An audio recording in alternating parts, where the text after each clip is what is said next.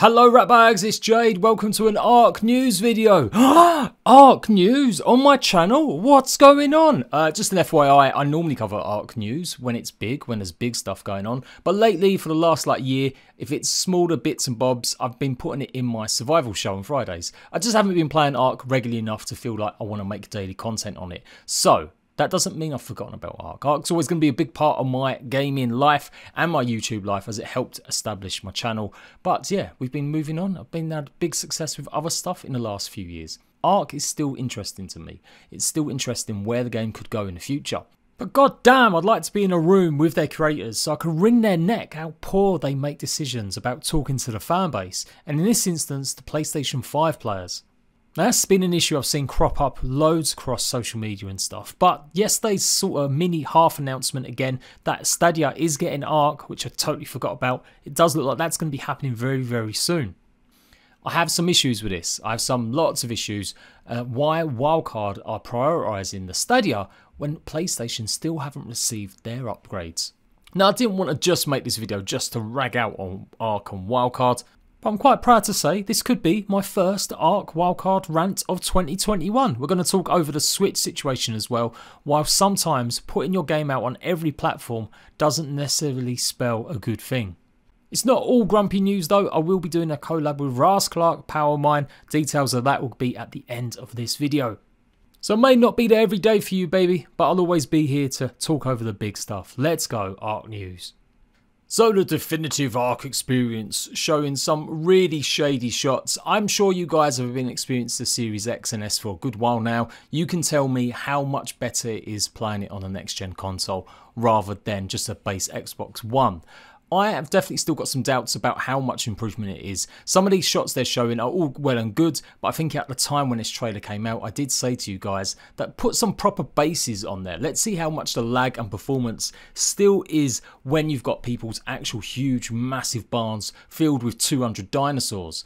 That's the kind of benchmark I want to see in future comparison videos, not just some screenshots flying by in flying God mode. Nevertheless, some of you guys were super excited and I've yet to really try it out on the Series X. We did it when it launched on the first day and it looked better. It did look a little bit better. It definitely loaded in quicker. There were some tangible benefits for sure.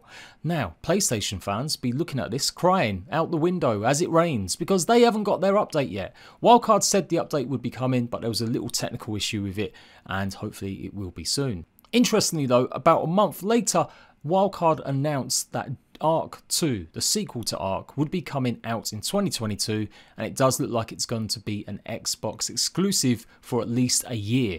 Now if you haven't heard that news or that's brand new to you, well, I did some info and news talking about it when we did cover the Ark 2 news announcement, but yeah, it looks like it's going to be an Xbox exclusive and PC of course for at least a year before it comes out on the PlayStation 5, I guess. So it does seem a little bit, whether or not it's intentional or not, that they kind of are pushing PlayStation players to the side because PlayStation are still waiting for this next gen upgrade. Nearly 3 months, well, it's 3 months, nearly 4 months on, we still haven't actually had an update yet, improving how the PlayStation 5 version of Ark runs. At the moment, it's still just backward compatible. And I think that's pretty crap, especially as Wildcard haven't actually been talking about it really at all. A couple of comments from their community manager said over them 3 months, and that is it. No announcement saying we're coming to you guys, don't worry, the PlayStation 5 update is getting done. We have just kept on running some technical issues. It shouldn't take this long to upscale it. They're effectively making it just as good as the PC version, or trying to, bar really top-end PCs.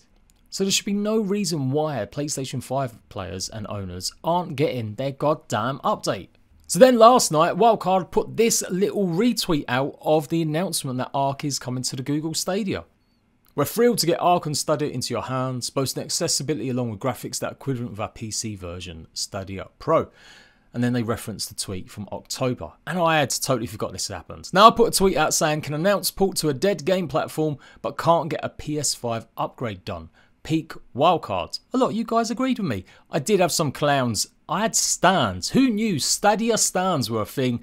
Die-hard Stadia fans that literally will argue anything and everything just to get some sort of reaction because they're defending their game platform so much. It's a bit weird.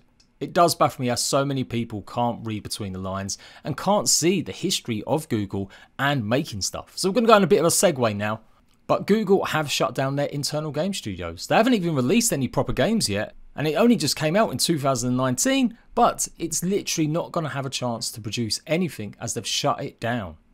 Now this studio wasn't a massive one, it had 150 people working for it, but it was working on 2 or 3 different projects.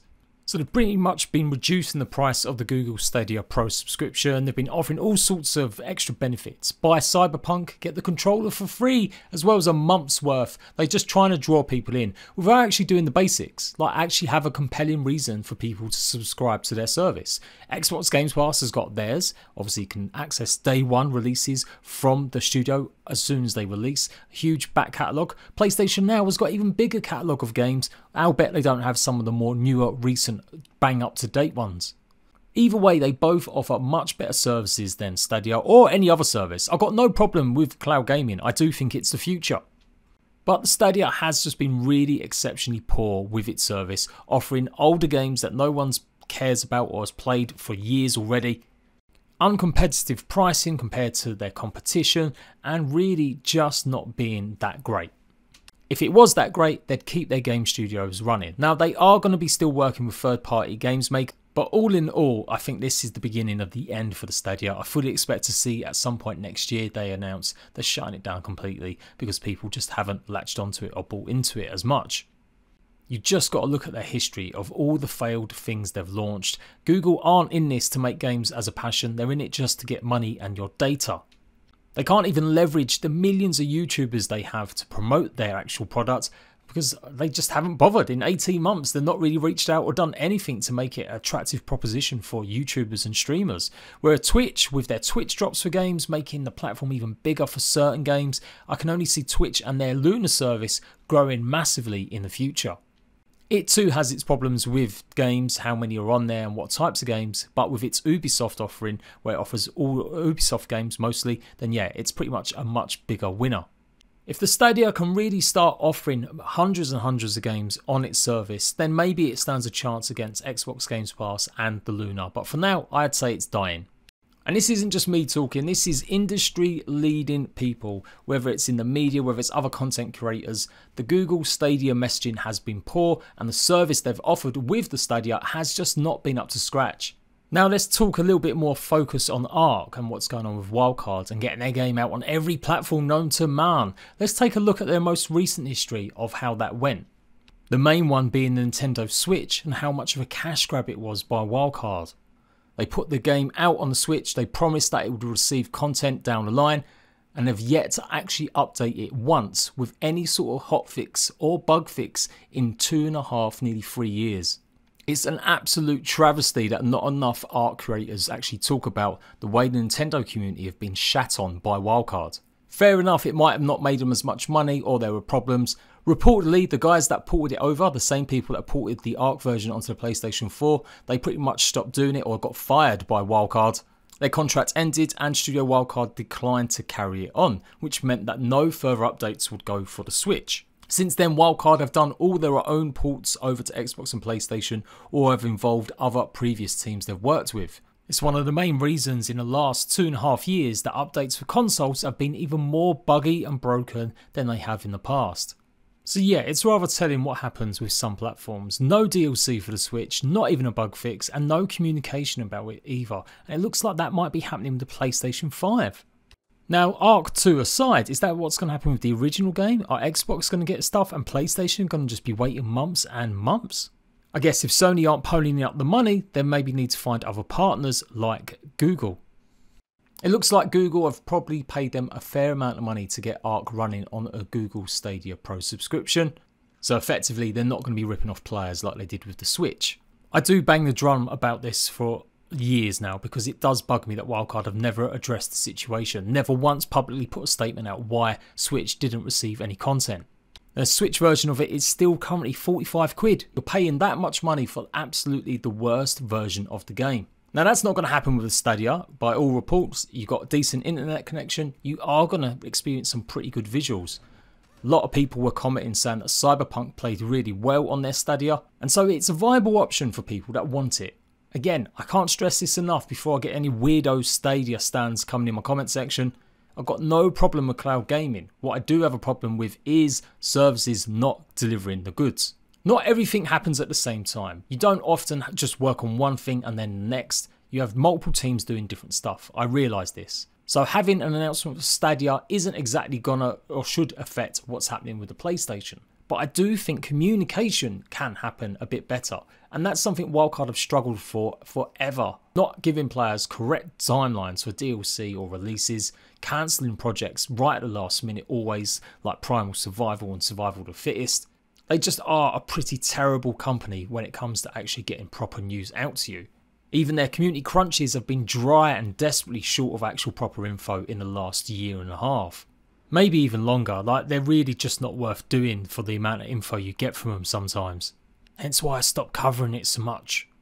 So that's the bee I had in my bonnet this morning. I just wanted to get it out off my chest. PlayStation 5, there is still no heads up about when to expect any update for that platform. The last that I saw, which was like a month ago with the community manager mentioning it, was that there was a technical issue and they're still working on it. But it is going to play into the hands of people that think there's a conspiracy, that think that Wildcard are purposely ignoring the PlayStation 5 update because they have signed a contract with Xbox. And then things like putting a brand new version of the game on Stadia, which obviously does require some work from Wildcard, it really does spell a shitty way to treat your fans. All it takes is just some updates. Do it every couple of weeks and say, guys, we're still in the process, it's coming, don't worry. But with their DLC out next month and we still don't even have the release date, getting that kind of useful information from Wildcard is harder than getting a level 160 Fire Wyvern. I'm totally out of date with using dino references there. What can I say? I haven't played the game properly in ages. So let me know, are you a PlayStation 5 fan? Are you desperately wanting the next upgrade? Sick and tired of seeing the lag and not being able to experience Ark in 4K proper? Bearing in mind the Pro does offer it, but it's kind of upscaled a bit differently. Are you a Stadia fan and you're sitting there crying your eyes out because you know I speak the truth when I say your platform is dead? It is going to continue to die, and getting rid of their own game studio was the start of that. Let me know in the comment section down below what you think. Now, some exciting good news. I'm going to be doing a video or a stream with RASClark soon. If you don't know, RASClark's a good pal of mine. He helped me out in a video last summer, and I've been encouraging him to carry it forward and actually take up the mantle of being like best in Ark news. Forget that loaded clickbait bastard. If you want proper news, you want it Ark purely every single sort of day, go and subscribe to him right now. He did some map polls talking about what maps were best, giving a preview pretty much of every single map in Ark, and he did the actual video talking about how they were all placed once he did a vote for it all. Now, it was quite PvP led. I'm going to say that I reckon my group of fans, I've got any Ark ones actually left, you guys will be voting a bit different. So go and vote on my vote, and then me and RASClark are going to be actually talking about PvP versus PvE in Ark next week. And I'm going to go back to my mentions and see what other nonsense people are trying to say about the Stadia. Until next time, ratbags, laters.